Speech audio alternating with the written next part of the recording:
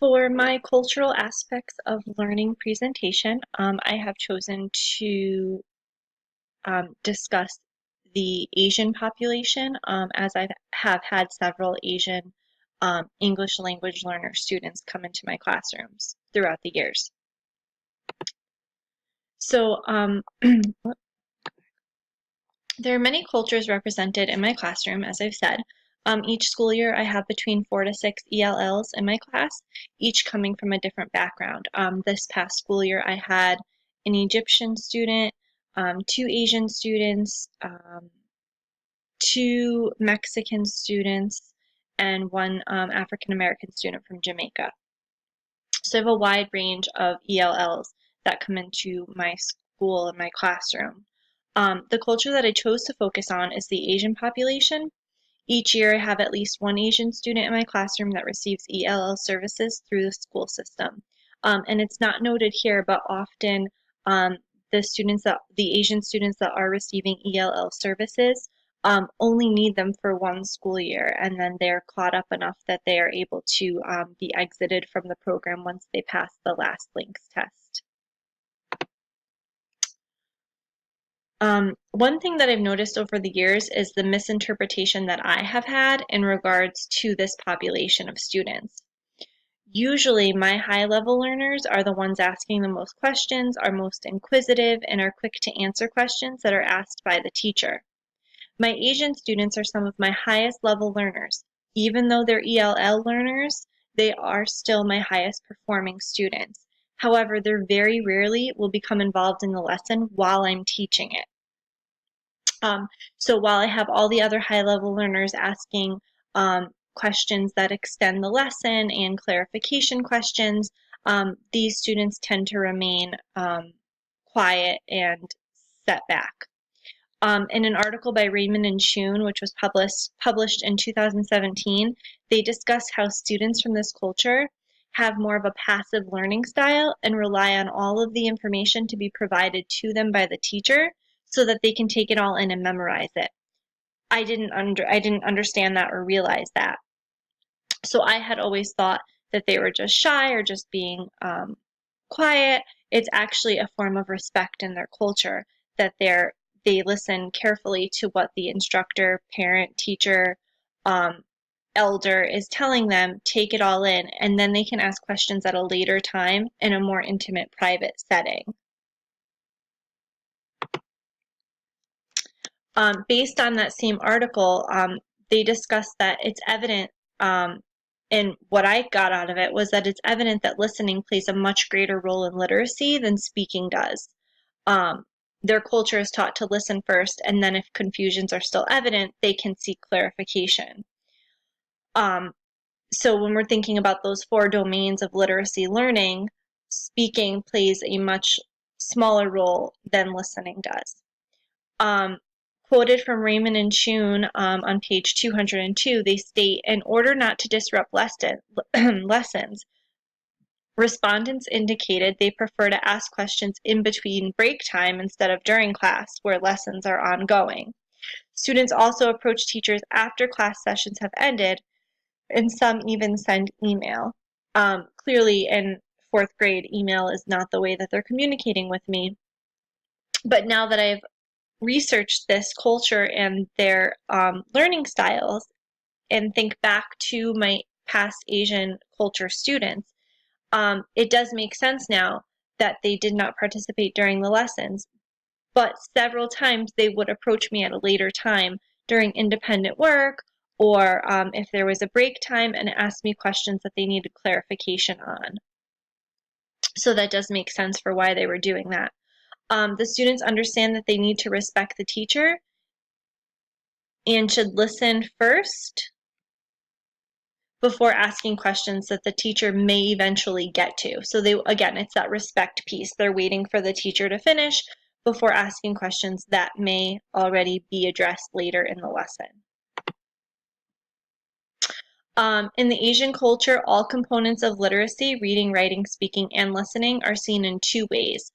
In an article published in 2012 by Derderian, Agajanian, and Kong Kong, they discuss the 2 ways saying that there are families that seek, in their quote, academic pursuit, and families that seek economic betterment. The families seeking academic pursuit are very involved in their child's education, providing support and fostering literacy development, whereas the families seeking economic betterment have little parent support in learning literacy, and the children learn most of their literacy from television or older siblings. So in their article, they were discussing why this is the way it is. Those families that are seeking economic betterment are quite possibly have little parent support because they're constantly working and trying to provide for the family. They don't have access to many literacy materials, and so the education takes more of a back burner role because the parents are trying to do what comes first, feeding, clothing, and housing the children. Whereas the families that seek academic pursuit, it doesn't matter to them what their economic state is, they are focusing on the educational piece. Based on the Asian ELL students that I've had in my classroom, I would assert that they've all come from families seeking academic pursuit.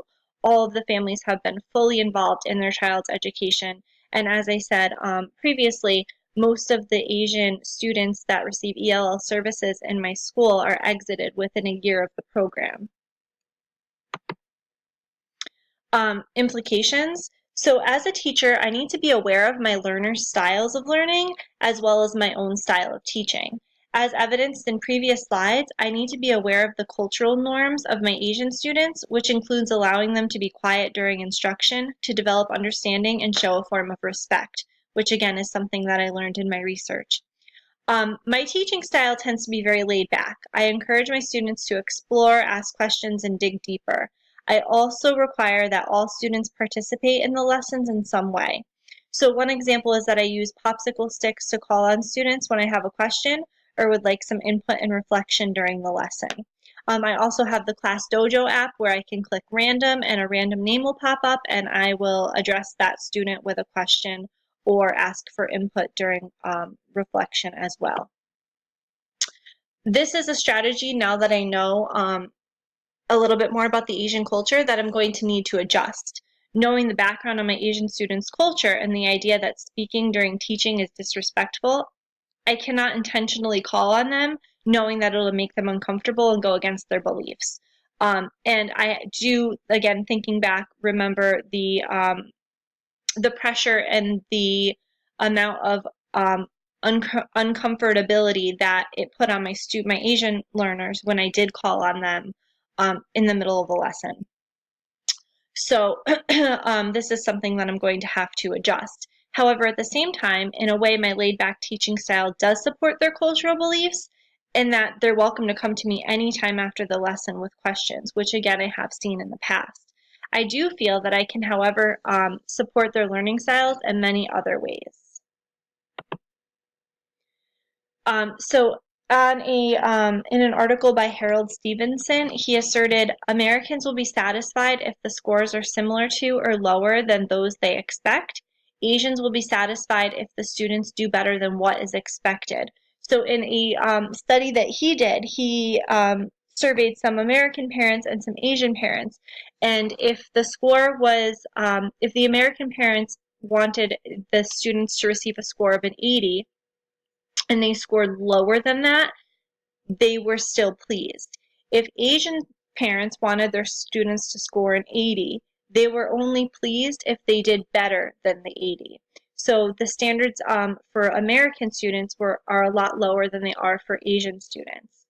Based on that idea that Asian parents place a high emphasis on success, I need to communicate clearly to these families what the goal of the assessments are. It should be clear to them what they can do to assist their students at achieving the goals they have set for them.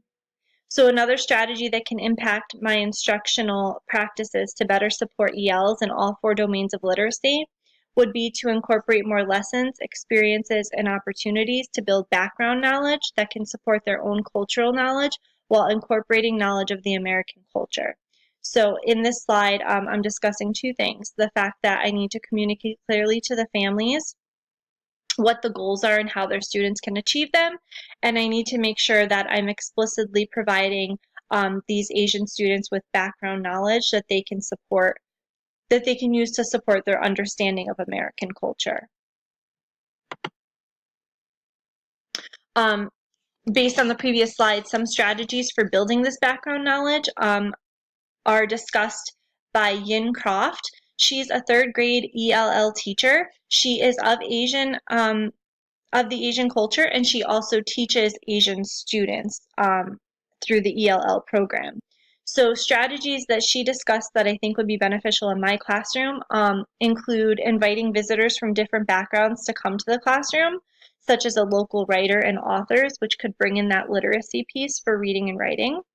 Pairing Asian students with a student of a different background for buddy reading or peer review and writing. And as I learned in last week's assignment, peer review is extremely beneficial when done correctly, so that could be helpful. And providing nonfiction supplementary materials that can be read both in school and out of school, and they can be used for prior knowledge, to activate prior knowledge, or just as supplements to lessons that are being taught. This will allow these students to increase their background knowledge while at the same time adhering to their own cultural norms and sharing some of that culture with others as well. So again, we're trying to incorporate background knowledge of the American culture at the same time allowing them to keep that own sense of belonging of their own culture. The final research finding that I feel would positively impact my instructional practices to better support ELs within the 4 literacy domains is the STORY method. This method was explained by Anthony Neely in an article in 2015, and there are 6 steps: to survey, talk, observe, research, reflect, and integrate. I feel as though an adaptation of this method could work well for my students and help to provide me with a deeper understanding of their cultures, which in turn would be beneficial for teaching them. So in his article, the first step is to survey the students about their culture, hobbies, likes, and dislikes. Then the teacher should talk to the students in an individual conference about their survey, ask any questions, get clarification. After that, the teacher should observe the students and the surroundings and how they adapt to different subjects and activities. Then the teacher should research the cultures and reflect on what he or she is doing and what he or she can change or incorporate into the lessons to provide better instruction to the students. And finally, the teacher should integrate some of the new ideas and modifications into the daily lessons. So following the 6 steps would provide the teacher with background knowledge on the culture, ways that the teacher could then incorporate some of that background knowledge into the lessons, and then actual ways to teach the lessons so that they're most beneficial for the students of the Asian culture. This method would be extremely effective in regards to literacy education because lessons can be modified based on the students' reading levels, and cultural texts can be used to support the student's own background in teaching literacy. So for recommendations, I feel that in order to support students with an Asian background in my classroom, I need to be assertive and hold high standards for their performance. In an article by Otto published in 2016, it stated, "The parental concern in many Asian families is indeed over the educational achievement of the children. That is, that the children's school is seen as the primary responsibility of the parent." And that goes back to the earlier slide where they talked about the academic pursuit, in that most of the Asian families are working towards that academic piece. I think that the greatest support for these students would be to develop a positive, close working relationship with their families. Their families value education, and I feel it necessary to be involved in all aspects of their children's education. So as I said earlier, making sure that communication is clear and incorporating them into all assessments and goals and all pieces of their child's academic learning. Again, Yin Croft discussed the importance of keeping parents in the loop, and one thing that she suggested is using a newsletter translated into the parents' native language to inform them of important information each week. So this way you're keeping them involved and you're communicating with them, but they're still having that feeling of comfort because the newsletter is being sent to them in their own language. So it's not something that they need to worry about and try to figure out what it's saying. Another way to support students of this culture would be to provide them with specific times in the day that they may approach me with questions.